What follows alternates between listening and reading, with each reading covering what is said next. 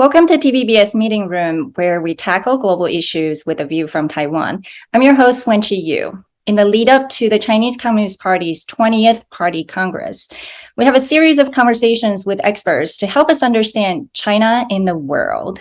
Today, we're pleased to have Ryan Haas, one of the most respected, fair, and balanced China policy thinkers in Washington, D.C. Ryan is a senior fellow at Brookings Institution, a former China director at the White House National Security Council from 2013 to 2017, and author of Stronger: Adapting America's China Strategy in an Age of Competitive Interdependence. Welcome, Ryan. Wenqi, thank you for giving me an opportunity to be with you on this show. Of course. Has the U.S. changed its policy toward Taiwan from strategic ambiguity to clarity? For the fourth time, President Biden said the U.S. will defend Taiwan in the event of a Chinese invasion. However, each time, the White House walked back by saying the U.S. policy hasn't changed. It's quite confusing to people that the White House and the president are saying two different things.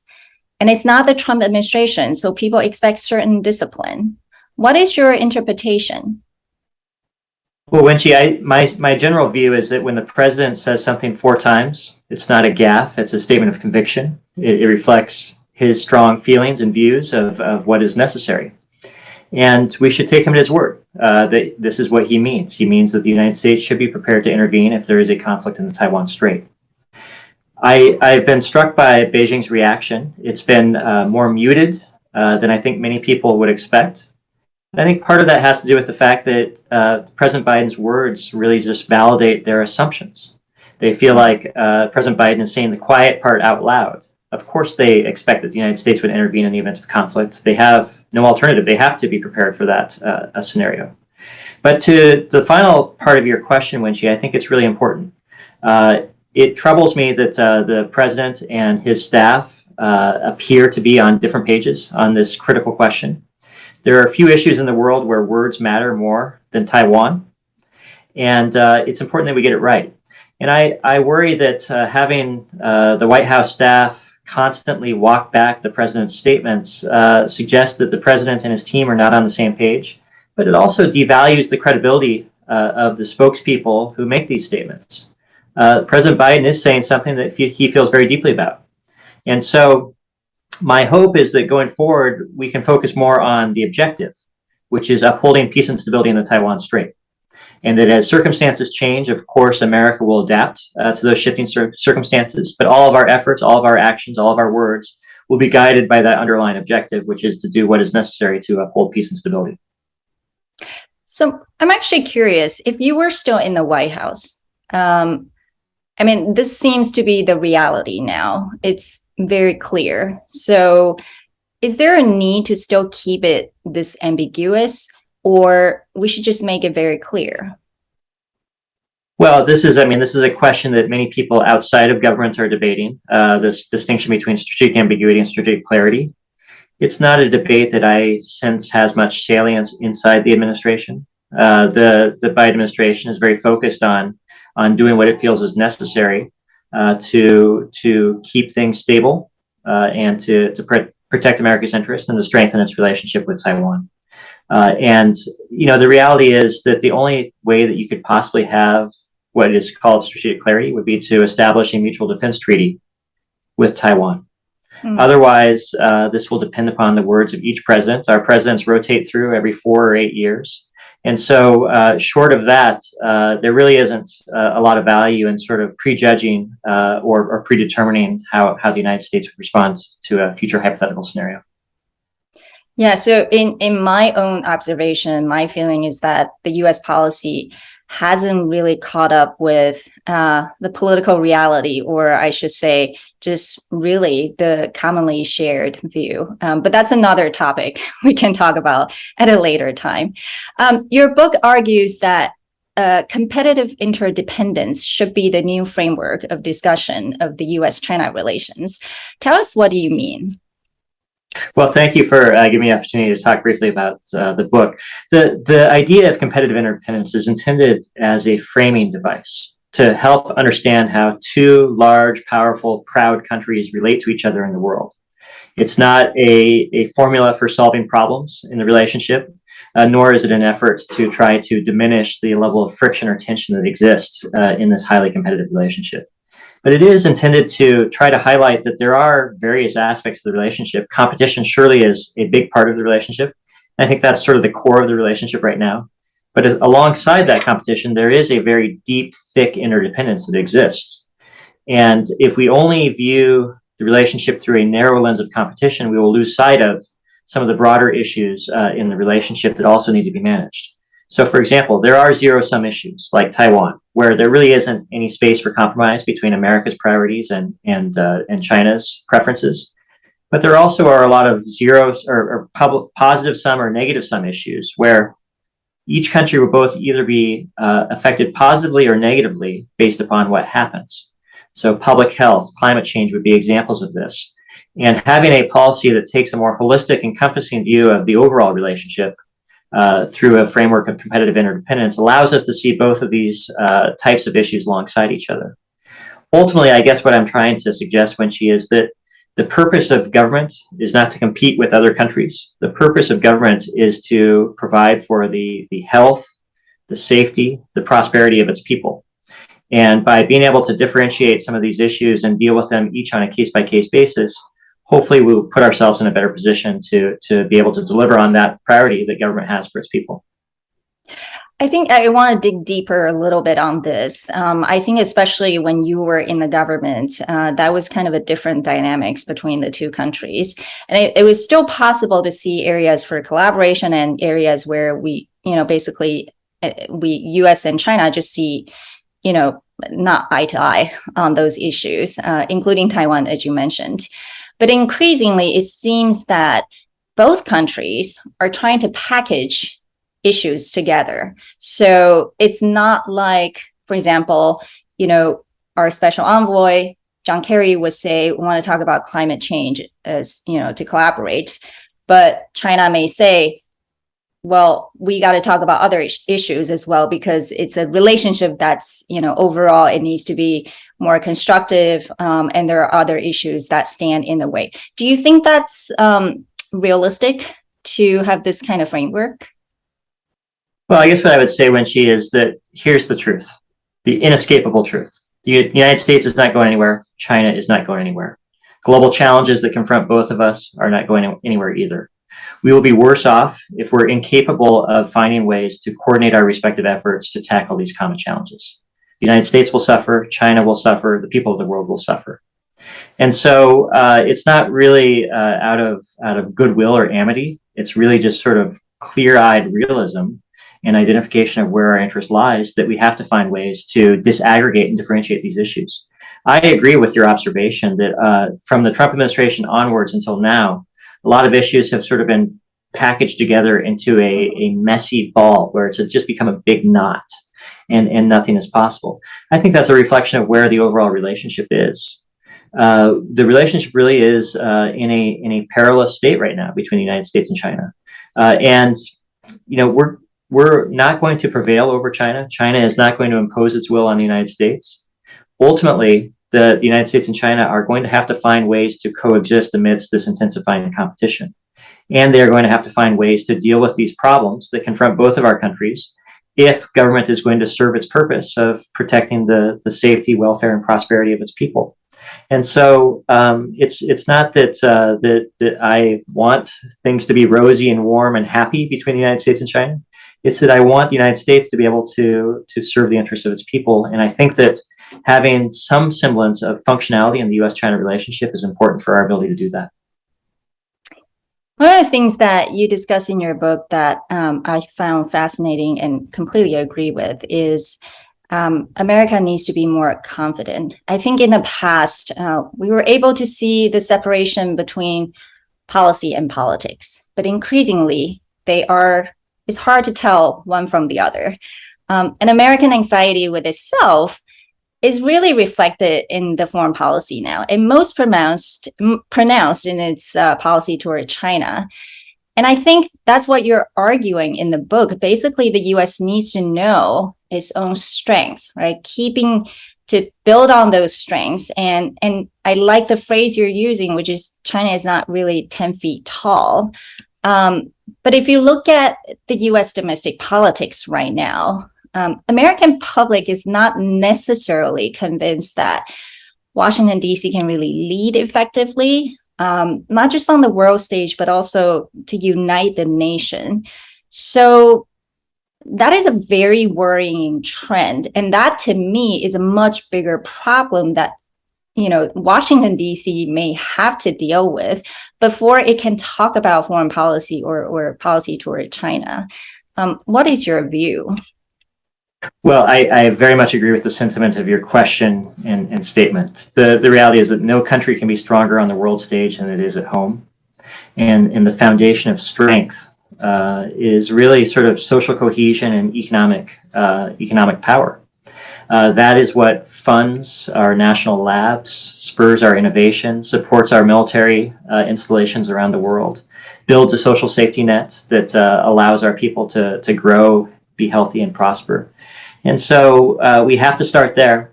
The most powerful thing the United States can do to compete with China, frankly, is to invest in itself and to find its friends abroad. And I think that we are making some progress. I know that we live in the United States, and every day when you open the newspaper or watch the news, it looks messy. It feels jarring. But the truth is that our system of government has produced more wealth and generated more power on the world stage than any other system of government in the history of humanity. And we need to keep that in mind. For all of our warts and defects, there is something to the system that we have. And I think that a predictable legal system that protects the rights of its people is a powerful magnet for the best and the brightest people from around the world to want to come live, work, and study in the United States. We need to nurture that. That is an asymmetric advantage for the United States. And it's also worth keeping in mind, amidst all of the daily challenges that the United States confronts, that we have done some big important things in the last couple of years. We've come out of COVID in a way that provides a very powerful contrast to the experience that our friends in China are living every day. We've provided unprecedented investment in American infrastructure in the past 2 years. We've invested in an unprecedented way in accelerating clean energy development. We have implemented the CHIPS Act, which will bring back greater semiconductor production inside the United States.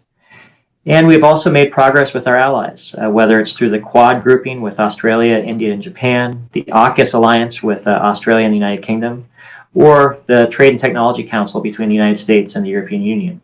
So there is real momentum behind a lot of these efforts. I think the United States is actually in a stronger position today than it was 2 years ago to compete with China, and I hope that we continue to build on those steps going forward.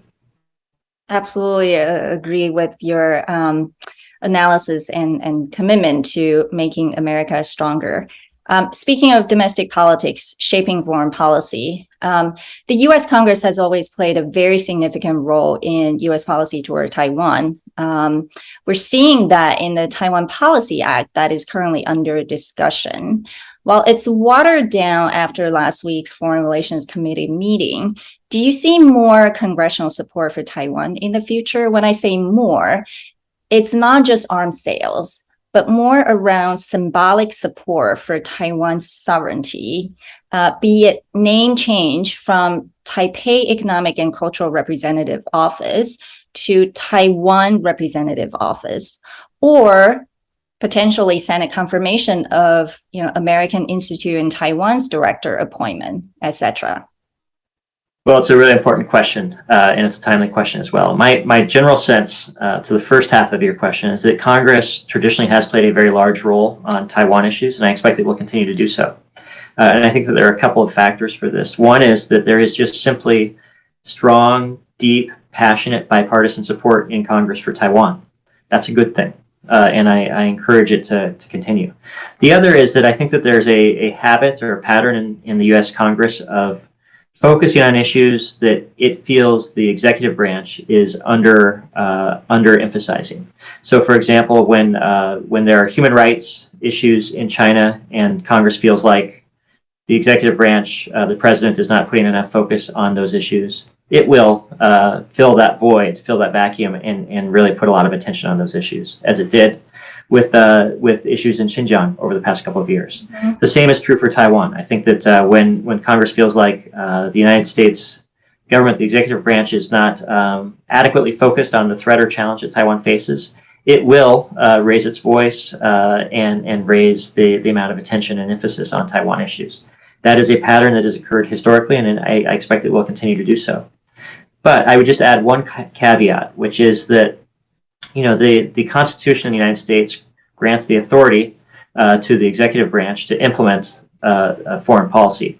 So while the Congress very well may pass laws, may pass the Taiwan Policy Act, if not in this Congress and in future Congresses, or pieces of it along the way, it will fall to the executive branch to carry out those policies. And so it's just an encouragement for continued focus both on what's happening on the White House side of Pennsylvania Avenue as well as the congressional side as well.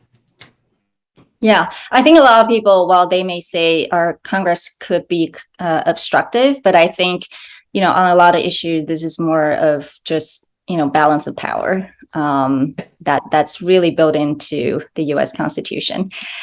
You served in the White House National Security Council from 2013 to 17. And the world has changed a lot since then, to say the least. The U.S. policies toward China and separately toward Taiwan have also changed significantly, regardless of what the White House really says officially. And where is this headed, especially with China? I think that's the puzzle that the world really has. Where this is headed, and will there be an inflection point? Well, I think that you're absolutely right. There has been pretty significant changes in China and in the U.S.-China relationship in recent years.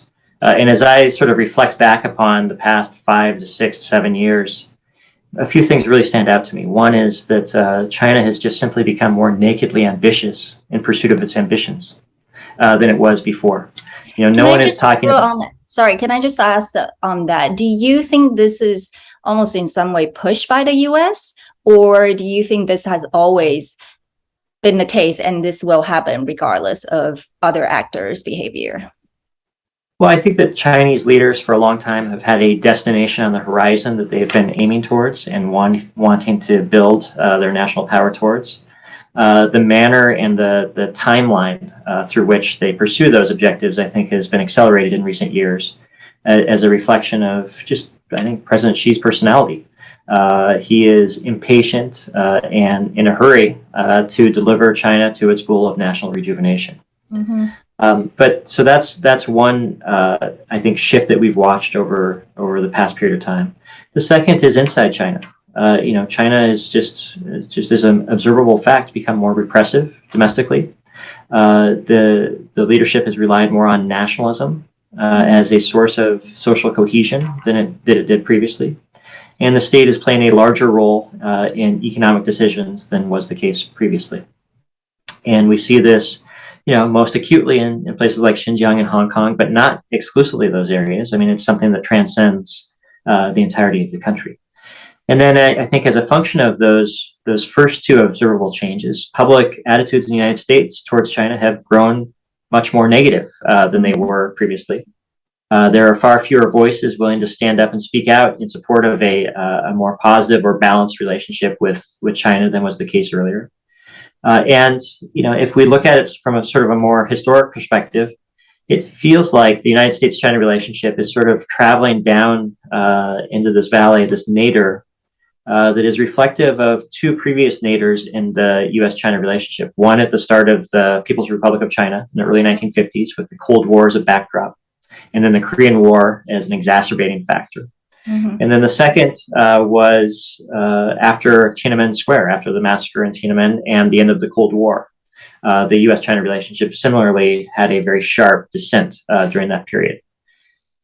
Notably, in both of those previous instances, it took years for the U.S.-China relationship to climb out of the hole that it found itself in. I expect that there will be probably a similar time horizon for the United States and China to find their way out of the current descent that they are in right now.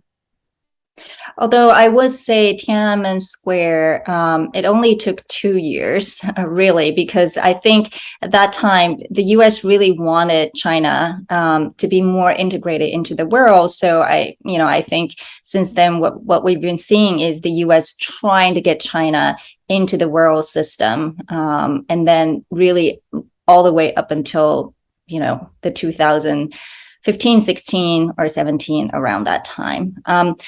Of course, that also is related to China's growing influence and just power. And other actors and countries do play a role. It's not just sort of the US-China relationship when it comes to China's rising influence. And we just saw the news this morning that Germany and France will send their leaders to visit Beijing separately in November. And despite sort of the groupings of democracy versus autocracy that the US is really trying to frame on the world stage, the truth is that I do think China, especially its economic power, is so prominent that other countries just realistically have to work with China. So do you think it is getting harder for the US to sort of have its Western allies to be fully aligned with the US sort of rhetoric towards China? Well, Wenqi, I think that if the United States sets it as its baseline or expectation that countries will adopt a framing of democracies versus autocracies, or accept a premise that there is a great power competition that defines international relations today, we are setting ourselves up for a certain degree of disappointment. Because the reality is that that's what the relationship looks like when you sit in Washington or in the United States, not necessarily in Brussels or Paris or Berlin or Tokyo or Singapore or anywhere else.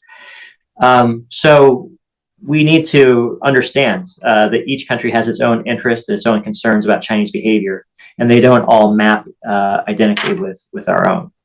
But that doesn't mean that we can just sort of put our hands up in resignation. Rather, we have to find areas where we have overlapping interests with our partners and be as sort of creative and ambitious as we can in identifying where those opportunities are, and then aligning our efforts around those issues, as well as our messages to the Chinese on those issues. And I think if you use that as the starting point, you can actually develop a pretty ambitious agenda pretty quickly around issues like public health, clean energy technology, climate change, trade and investment, and also technology innovation. And we're seeing a lot of work being done in each of those areas with various groupings of partners, whether it's the Quad 4 in East Asia, the Trade and Technology Council across the Atlantic.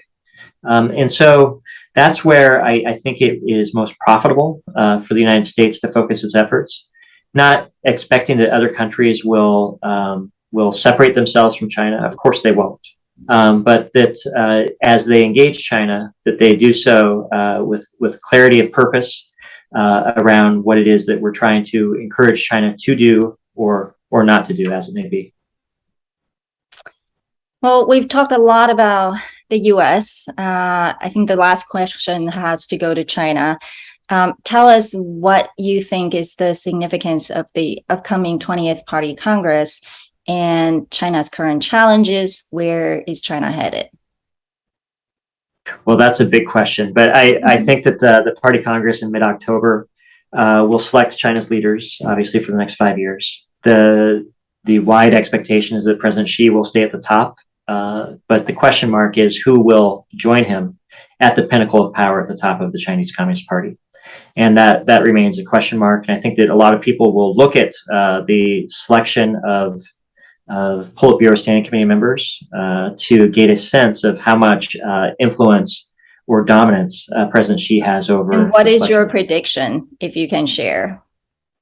Well, my expectation is that President Xi will probably get a lot of what he wants. I think that he has established a pretty high degree of influence over decisions. And I think that he's spent the last 10 years erasing any challenges to his authority. And so I think that it will be broadly reflective of his preferences. The big question that I have, though, and I think many others have, is will there be course corrections after the Party Congress in China's domestic and external policies? Because it's pretty broadly understood that China's not on a great track right now. Their COVID lockdowns are highly disruptive. Their debt and demographics are worsening. Their economy is decelerating.